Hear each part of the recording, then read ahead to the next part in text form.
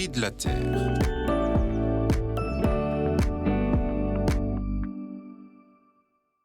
C'est fait. L'accord commercial entre l'Union européenne et le Mercosur est signé, après 25 ans de négociations.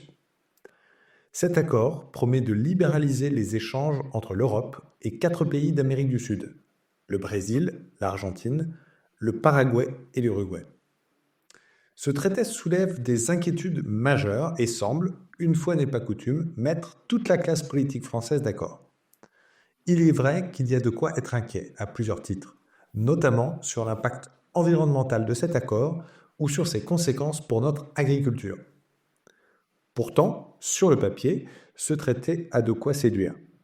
Il promet de supprimer les droits de douane sur 90% des biens échangés, ouvrant de nouveaux marchés pour l'industrie européenne, notamment l'automobile, la chimie ou encore les vins et spiritueux. Pourtant, pour beaucoup d'agriculteurs, les conséquences pourraient être catastrophiques.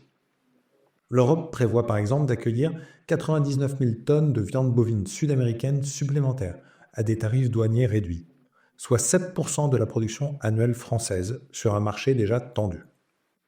Cela pourrait aggraver une concurrence déjà jugée déloyale par les agriculteurs français soumis à des normes bien plus strictes que leurs homologues sud-américains. Et c'est ici que le bât blesse. L'accord intervient alors que le Brésil et d'autres pays du Mercosur sont pointés du doigt pour leur rôle dans la déforestation massive, notamment en Amazonie. Cette déforestation, souvent liée à l'élevage, est une bombe à retardement pour le climat. Selon des estimations, ce traité pourrait accroître de 5% le rythme de déforestation dans les 6 premières années suivant sa mise en œuvre, soit près de 700 000 hectares détruits. Cette expansion agricole ne se limite pas à la forêt.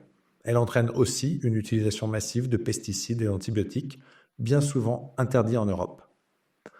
Le résultat, c'est une viande moins chère, mais à quel prix pour l'environnement et la santé des consommateurs européens? Certes, les clauses environnementales ont été signées et intégrées dans l'accord, mais leur mise en œuvre reste floue. Sans contrôle strict, les normes européennes risquent de rester lettre morte.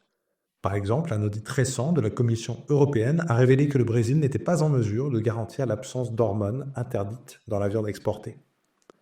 Face à ces défis, la France semble isolée en Europe, alors que des pays comme l'Allemagne ou l'Espagne ont poussé pour ratifier rapidement ce traité, attirés par ses promesses économiques.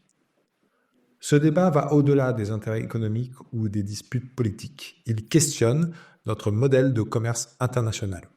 Sommes-nous prêts à sacrifier l'environnement sur l'autel du libre-échange ?